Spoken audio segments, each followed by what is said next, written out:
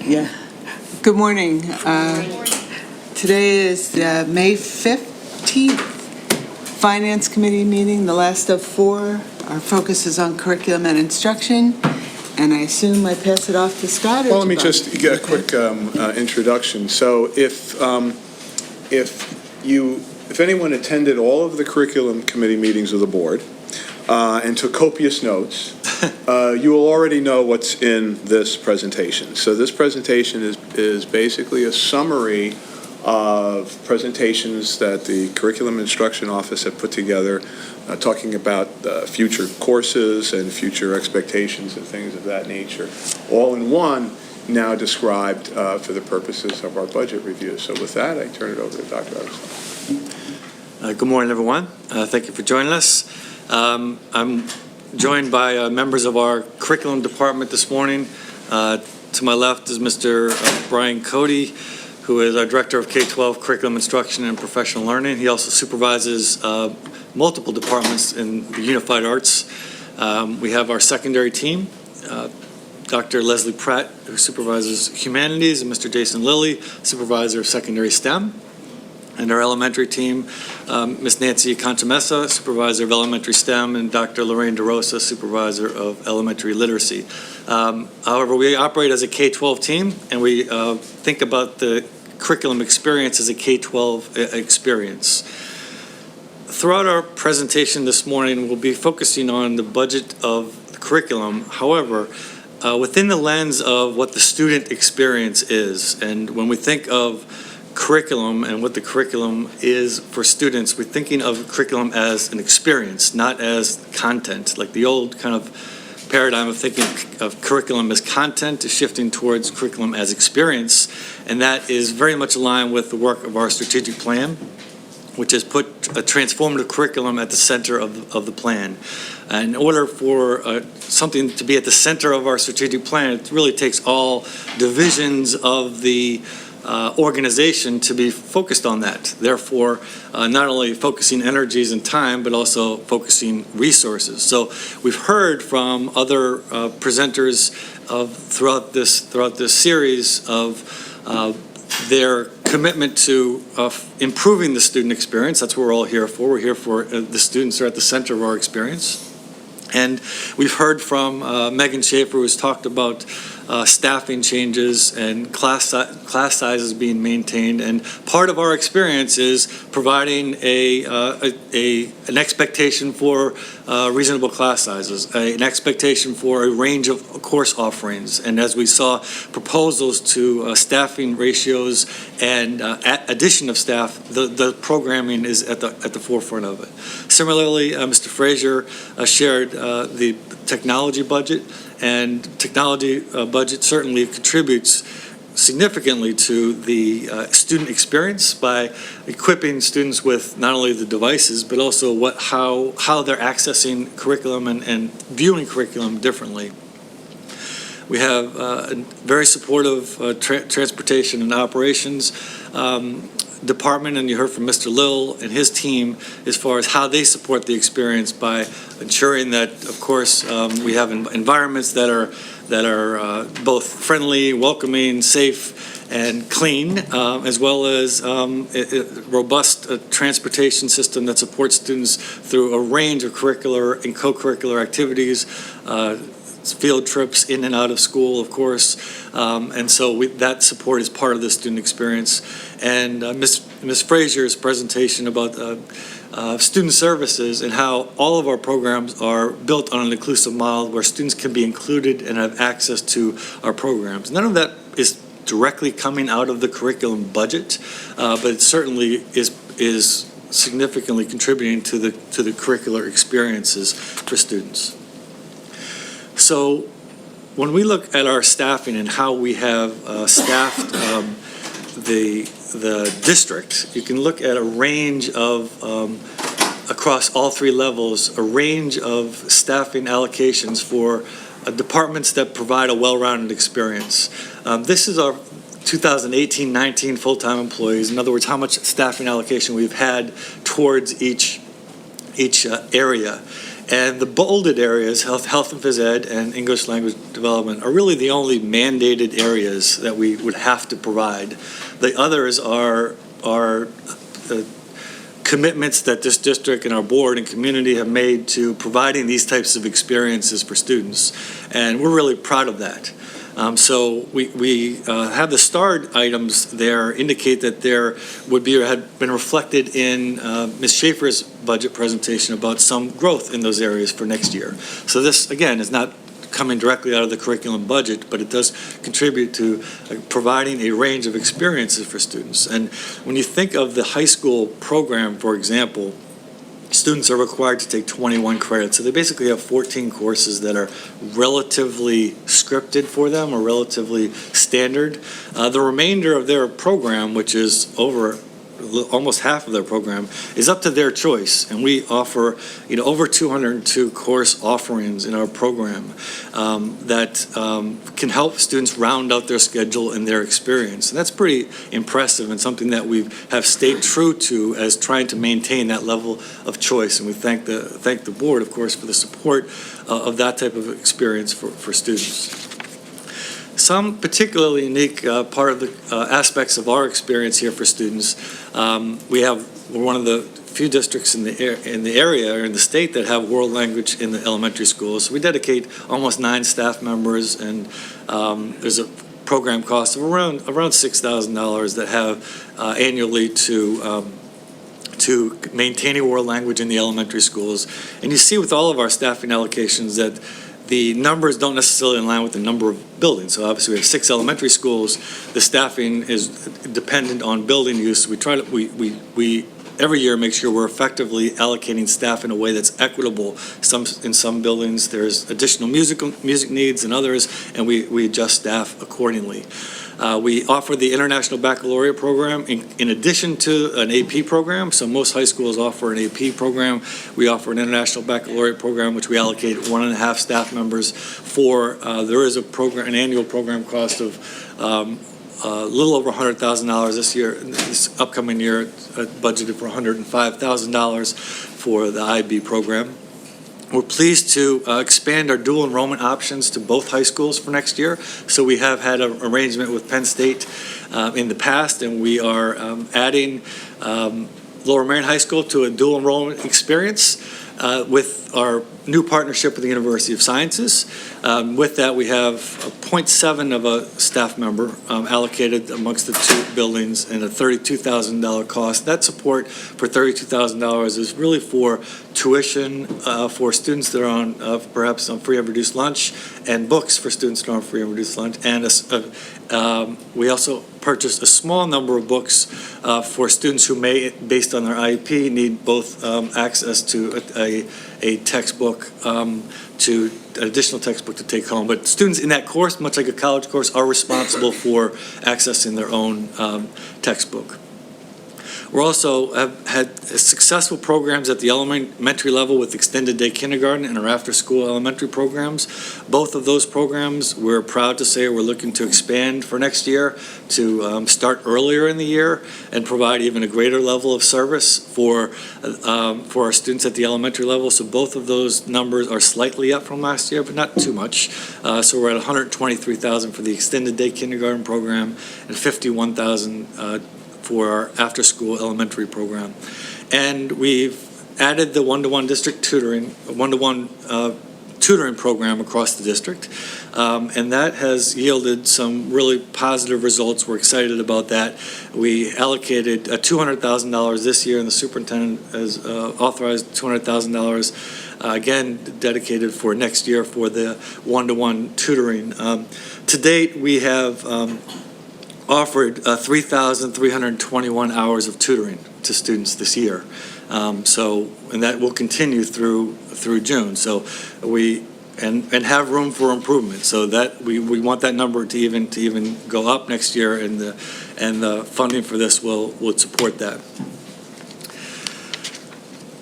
Throughout the curriculum experience for students, we also offer programs year-round. So many of our students are in school throughout the summer in some capacity. Our summer programs serve over 700 students annually. So each summer we have roughly 700 students, and we have programs at all three levels. So we have our SPIES program at the elementary school, our middle school YES program. High school is a little more traditional summer school. You can see the cost associated with those programs.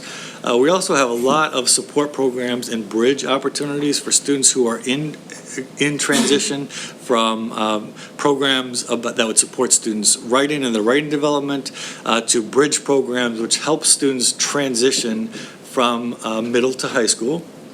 And with the changing math sequence, we're adding another math bridge program this summer. So we've had the math bridge for students that were transitioning from 5th grade to 6th grade. And this year, we're adding, as presented earlier this year, we're adding the Math Bridge program for students that are going into 5th grade that are for an opportunity to access into advanced math. We're also pleased to continue to expand our ELD Summer Academy and look at ways to support our English learners over the summer, including support for summer reading, accessing our other summer programs. So if a student is an English learner, they have opportunities to access SPIES and YES, and we offer support for that as well.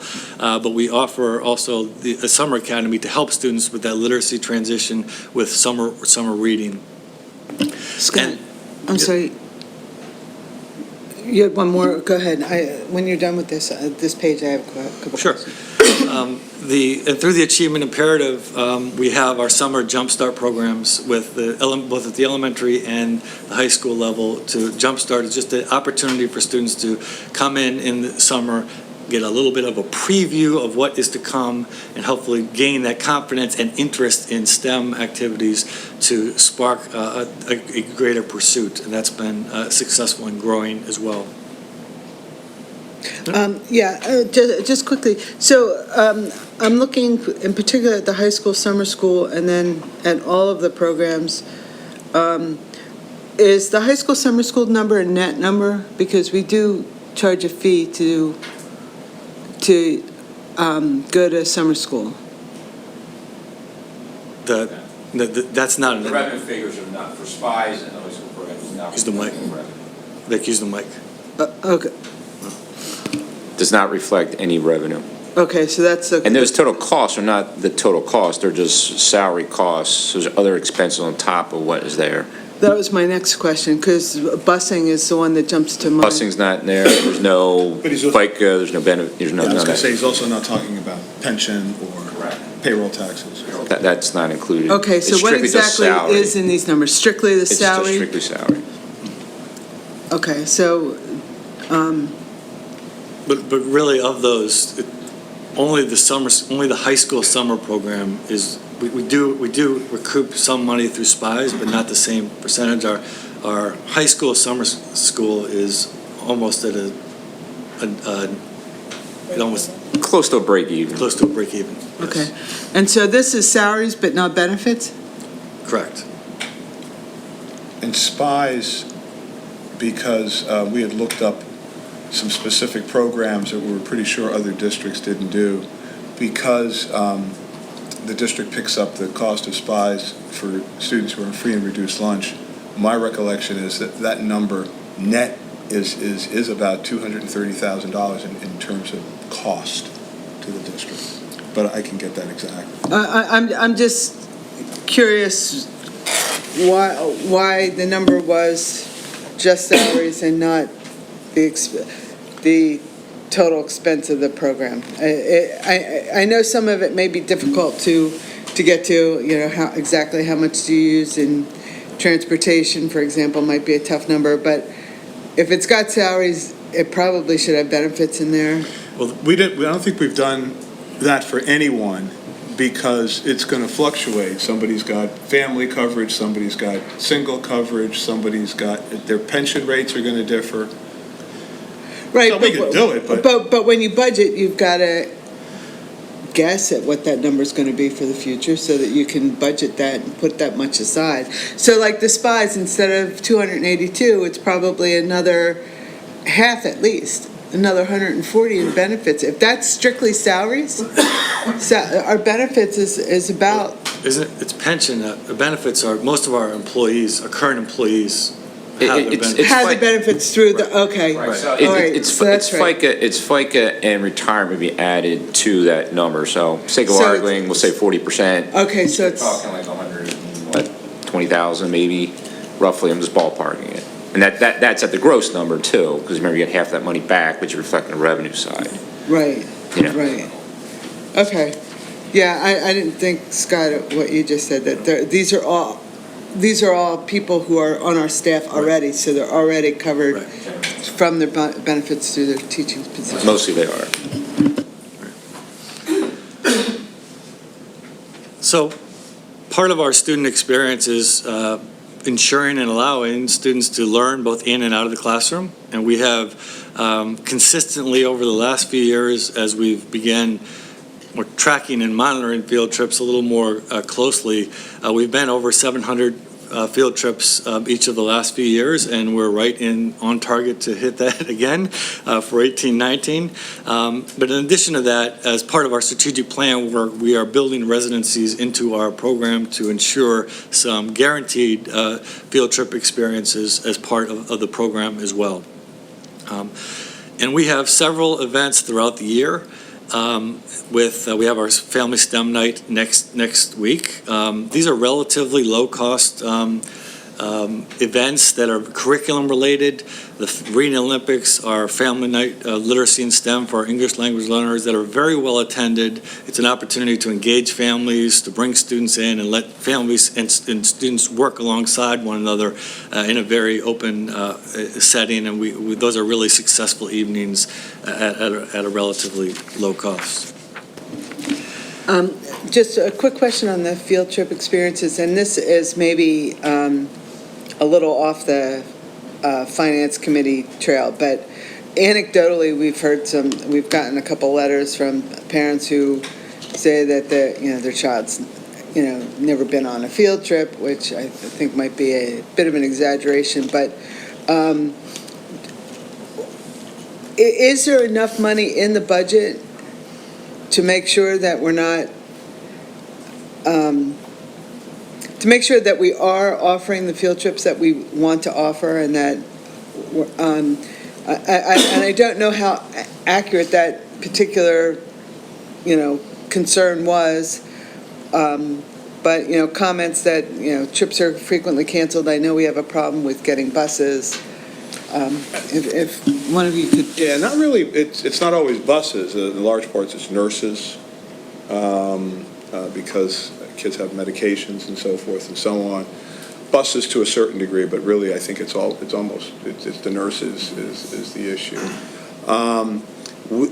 So to the issue of the guarantees, that in part was the purpose of the building residencies. We sit in the middle of probably the most resourced, advantaged part of the country, and yet hadn't really built any partnerships with some of the museums and some of the things. So the curriculum department has been working with Amy's department, Amy Buckman's department, and Amy's been doing a lot of groundwork or field work and then bringing it back to the curriculum. So they've done an audit of the curriculum to say, here are some things.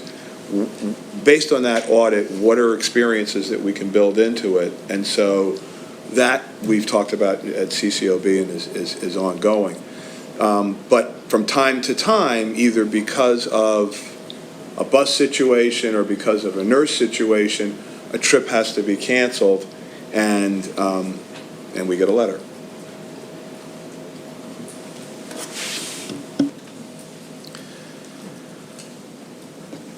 So we also offer a range of co-curricular experiences at all three levels. This slide indicates some of the range of offerings at the high school level, but there are both at the middle school level and the elementary school level funds in the building budgets that support after-school co-curricular experiences, clubs. There also is some leeway for buildings to specifically tailor co-curricular experiences to the interests in their buildings. So these experiences are not, again, not out of the curriculum budget per se, but you can see the range of offerings at the high schools. At the high schools, there are 121 teams combined at both high schools. That includes, a strong dedication to coaches' salaries, which is just over $1 million for the year. We pay almost $91,000 in officials for costs, and there's also transportation costs, trainers, supplies, event staff, which is around $758,000 for next year. We have over 104 clubs and after-school activities at the high schools. Advisors come at a cost of $740,000. And throughout the year, roughly 39 performances at the high schools, on-stage performances, and from music, theater to Dr. Harriton, to Amazing Ace, to all of these options for students to engage in theater and stage performances. And again, those are come at a cost of about $13,850 for advisors for those costs. And with all of our athletics, including at the middle school, we have a uniform replacement cycle to make sure that we are not only planning, but using wisely our resources with uniform replacements. About 4 years until the uniforms cycle out. However, there are safety requirements for reconditioning some equipment like football helmets, lacrosse helmets. That happens annually to ensure safety. We offer the natatorium at Lower Merion High School, which both welcomes in community swim and supports our swimming programs for students, lifeguarding and swimming at Lower Merion High School. That is actually a little bit higher cost budgeted item for next year. It went up about $5,000 for mostly maintenance purposes. Scott, couple questions. Is there another side with the middle school expenses? There is not, because Okay. it's less itemized at the middle school. It's there's a general kind of activities budget. Right, but I was just thinking about the athletic teams, which is probably still the biggest chunk of that co-curricular expense. I'd be curious to see the athletic costs at the middle school. And regarding the performances, this says costs in addition to advisors. So I assume that's sets and all that stuff. I'd be curious how much we spend for the advisors at both the high school and middle school levels. Yeah, so the advisors would be included in that 740 figure, Diane? Okay. That would be included in that number Oh, okay, all for high right. school. Okay. So then the middle school number's going to be much lower. So I'm less concerned about that. But the middle school athletics, I'd be very curious to see what those numbers are. Okay. Thanks. Sure.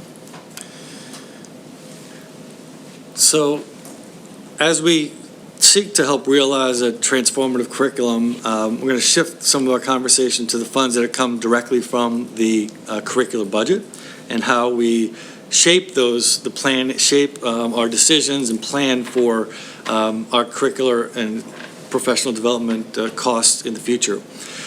So throughout the next few slides, we're going to talk a little bit about how we are maintaining the curriculum experience, some budget summaries by level, how we're allocating money for different aspects, including textbooks, digital resources, professional learning, and talk about some challenges and opportunities ahead.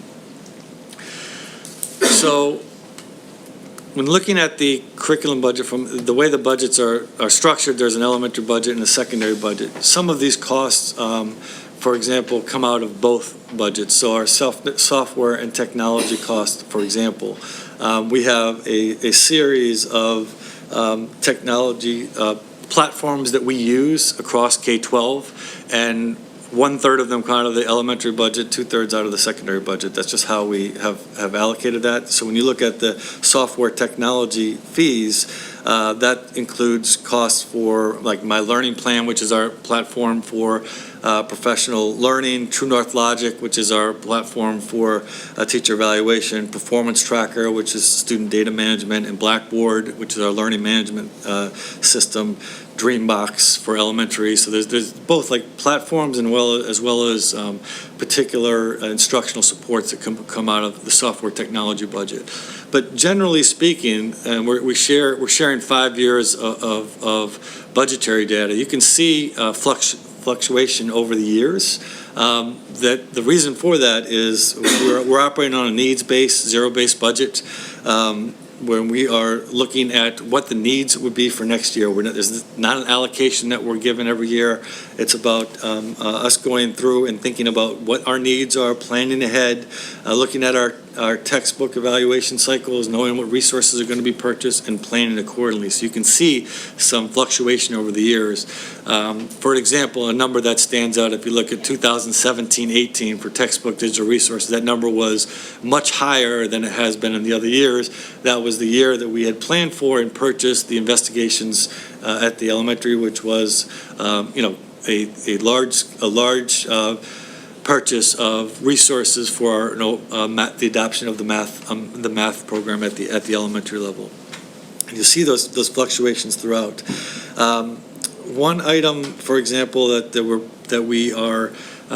some differences in is the software technology, and there are an example of why that would go up is we're adding iPads to the elementary art school. Art classes, excuse me. So we're adding 7 additional iPads at the elementary level in each school. So there's 42 iPads that are being purchased for access for the art program across the 6 schools. We're also adopting the digital portfolios, and so that is would come out of this expense as well.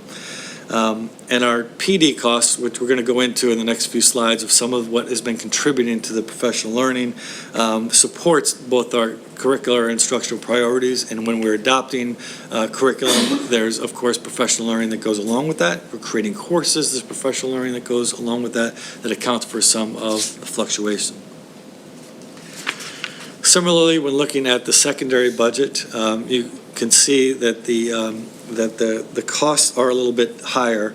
If you look at the bottom row, the total secondary budget has remained relatively flat over the last 5 years, with some variation of how that money has been allocated. But the decrease in textbook for this year can be attributed to, just having fewer books in our curricular cycle. Then some of integrated math, which we're adopting, is open source, so there's not as much budgeted for in the textbook digital resources. We're going to go through in a little more detail what some of those expenses are for planning purposes.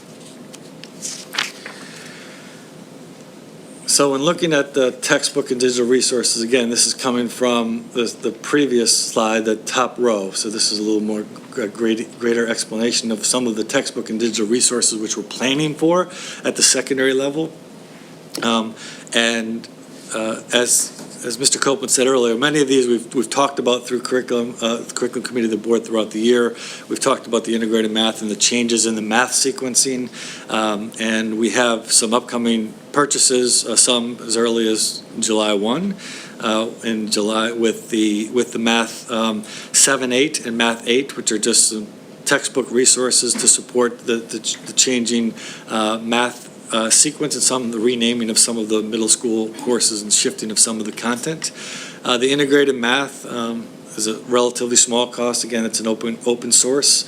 The IB textbook and resource changes were really at the liberty of IB's curricular revision cycle. So when they revise a course, that triggers a series of events internally in which we have to look at additional resources and some curriculum work to support that. So we know that IB Mathematics and English Lit A are both courses that will be up for revision.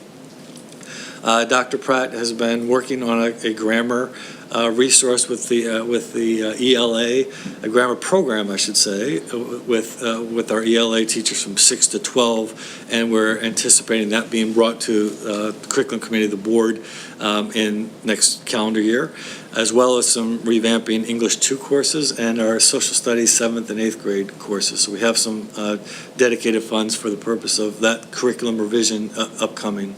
AP Econ is similar to IB as far as a change in sequence and resources. And we're pursuing adding some additional electives. I talked earlier about the range of choices that we have for students, but we are pursuing adding additional English electives to our program, and that will come at some cost. And then when we're adopting the course, the following year, of course, there will be some costs with building those courses as well.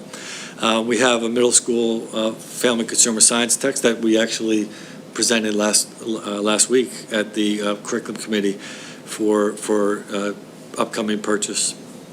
And we're looking at the French resources to support our program. 6 to 12 are up for renewal, and that will come at $120,000 budgeted. When we think about our professional learning, the framework of our department, which really focuses on curriculum, instruction, and assessment, there are several aspects of the framework that could drive our professional learning, including some things that are natural, like with our natural curriculum resources, but there are also some external forces. For example, there's Pennsylvania chose to adopt the next generation science standards. So that is a decision by the state. It happens to be one that we agree with and are aligned, and I think it's more closely aligned with our strategic plan as far as like shifting science from like learning about science and learning about science content to doing science, and much more experiential and hands-on with our strategic plan.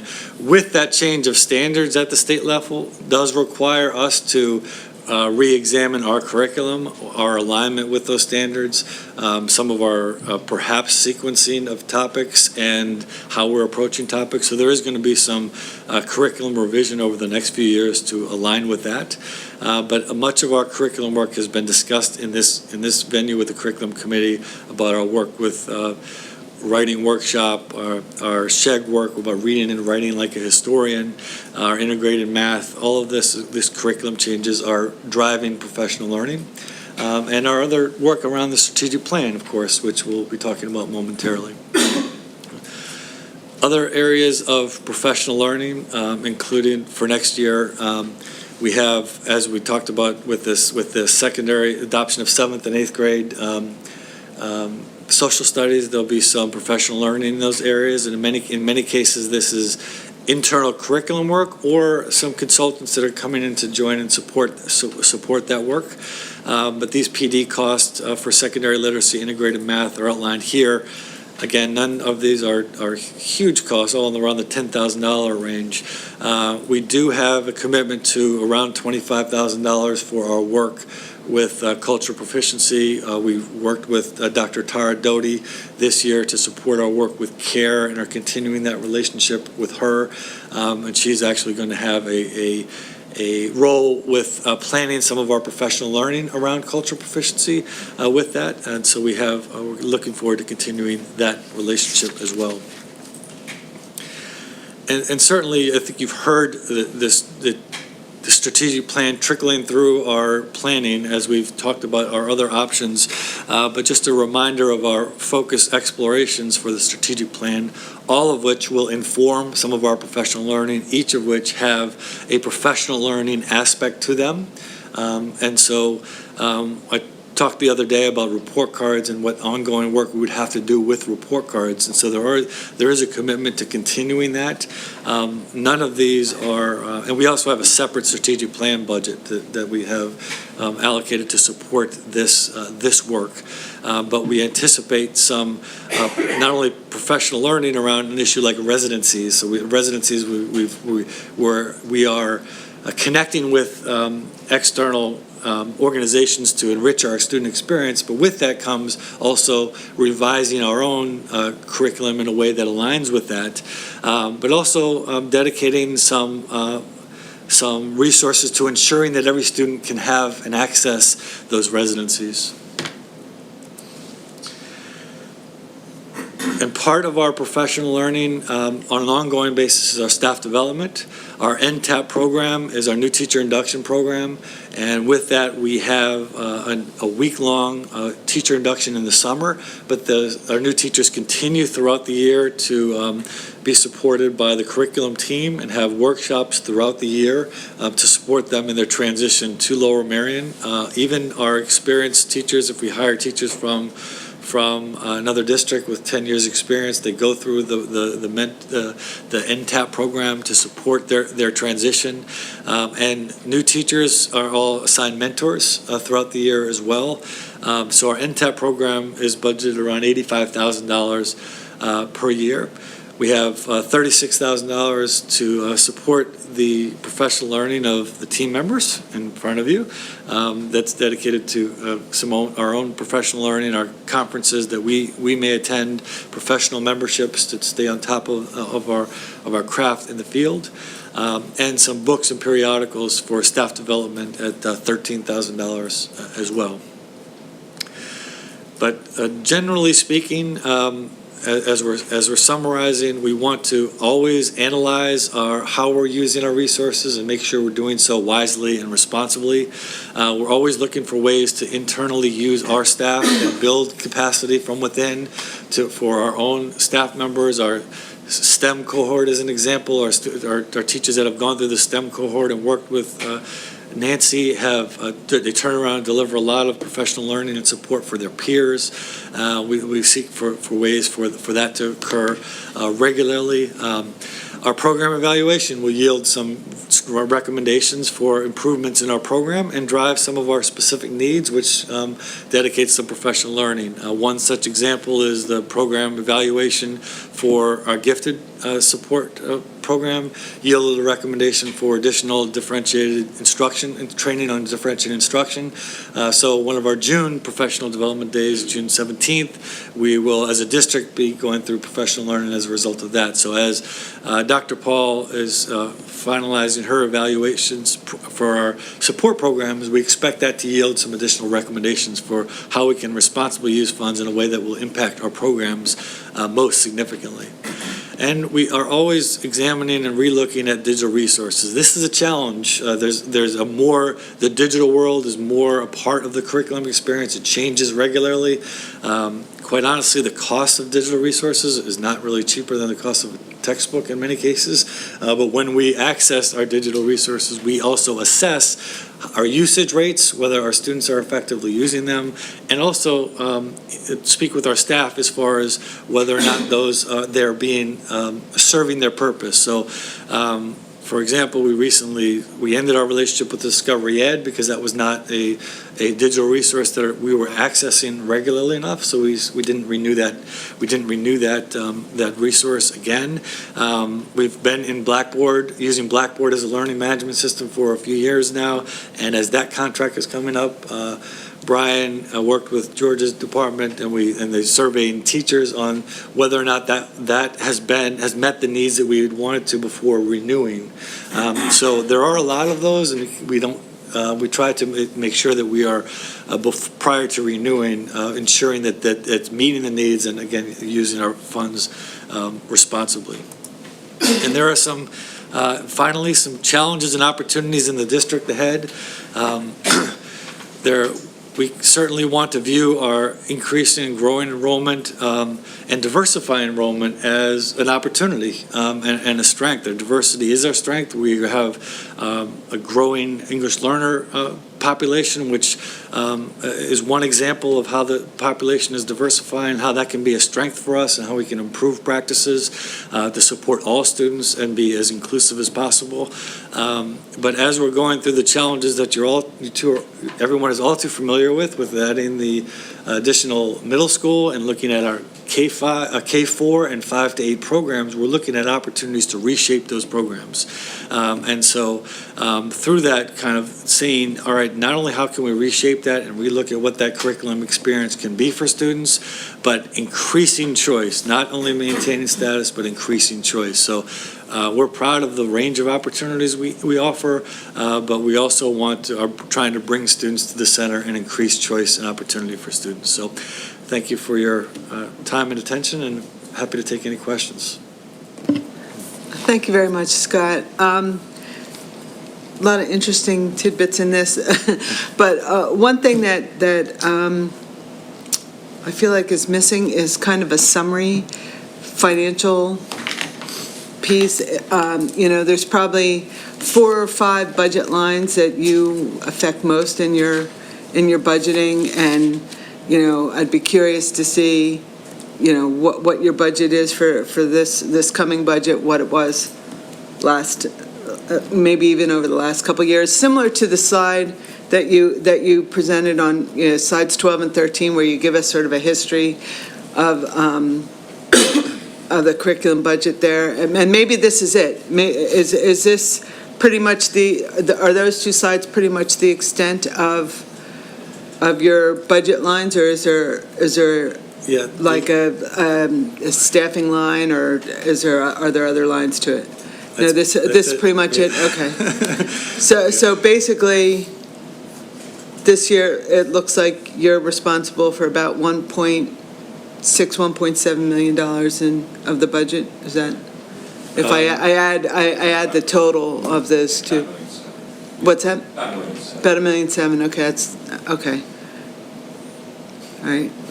Then I think I have what I need. And then Diane, you asked about the middle school. So the same costs for the middle school athletics, about $390,000. So You asked for the middle school Yes. athletic costs? slide 9. So it's approximately $390,000 at the middle school level. For all 3, for the Middle schools. right, but You asked for for athletic salaries, costs, officials, correct. and program. Correct. So The same costs so that you are on said that it's about slide is about $390,000 for the middle schools.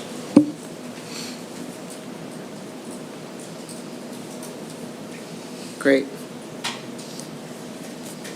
Anybody else over here? Any questions? Ben? I have a Shubha? Scott, if you wouldn't mind rolling back to slide 5, please. I just want to understand, I think, were these like elective, or I guess you called it choice, so I'm trying to understand the difference between like choice and elective, or So- something. And before I'll let you answer, I thought I heard Mr. Copeland once say that we allow like students who are like 4 years of high school in our buildings to take 5 years of sciences and things. So I'm wondering, to me, that sounded elective-like to take in a 5th.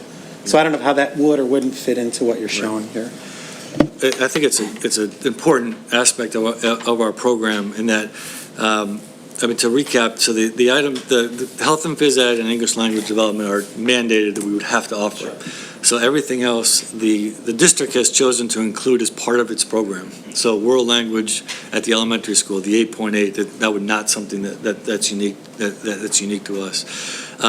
This at the high school level is reflective of choice. So the staffing that was allocated for anything that's non-highlighted is a result of students choosing to participate in that area. So one of the things that I'm proud of, and I think Allison Millay and Shannon Davis have done in world language, is they've over the years have been monitoring how many students have stayed in language, how many have picked up a second language, how many have, in an effort to try to ensure that students fulfill the program. And we're seeing more students that are taking multiple languages. And so a goal of their program is try to retain students in world language. So that we added, and Megan talked about this in her presentation, Spanish at the middle school level and high school level, Latin at both levels. Latin at the middle school level, because the students have chosen to take Latin. So we've added that, and students that have the numbers that are not reflected here that you spoke to, which is also a point of pride for us, is we do and encourage support students who want to take multiple courses in the 4 major areas. So we didn't put our English staffing on here, and so as we're looking to add English electives, that's one of the things we've considered is how can students that really love English and really love that pursue another option in addition to that. So that's not a part of our culture right now, but this will add another element of choice to that. If you remember way back, 4 years ago, when I was a candidate, I talked about our 10,000 hours, kids in their 10,000 hours. And so what we've tried to do over the last several years is really increase opportunities for kids to choose what interests them and then mold that choice around what's required to learn in terms of skills and things of that nature. So where we can, we really want to champion their ability to say, I'll read more if I can read more about stuff I like, and I'll take more science if I can find the science courses that I like.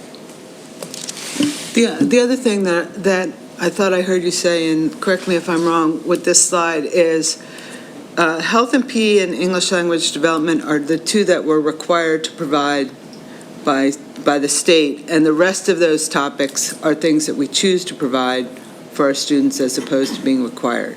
Correct. Is that correct? Correct. So compare us to another district, they might not have the music program, or they might not have the tech ed program, or they might not have the world languages program that we have. Those are things that we choose to offer our students that we're not required to offer. Correct. Correct, okay.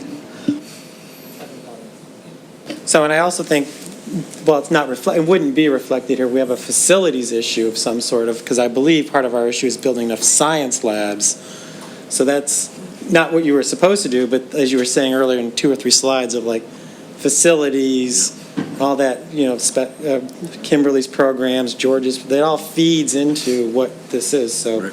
Having the facilities to support science labs supports these kinds of choices. Absolutely.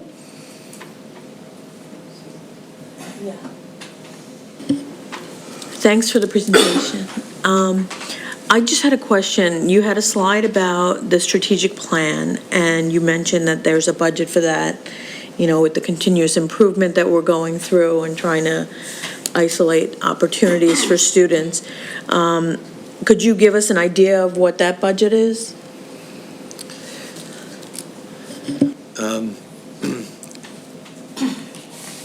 Vic, can you help me out? Yeah. I don't know. Years past, it's been about 75,000. I think that's about right.